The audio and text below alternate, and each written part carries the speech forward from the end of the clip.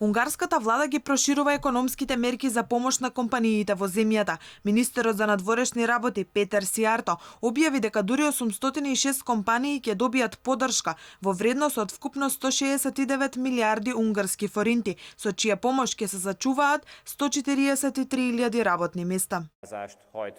Со низата мерки 806 компании ќе добијат вкупно 169 милиарди форинти поддршка. Инвестициите што ги преземаме изнесуваат 377 милиарди форинти и придонесуваат за задржување на 143.000 работни места. Сијарто додава дека 38 компании во административниот округ Комаро-Естергом ќе добијат поддршка во износ од 8,6 милиарди унгарски форинти, а со тоа ќе се зачуваат речиси 12.000 работни места.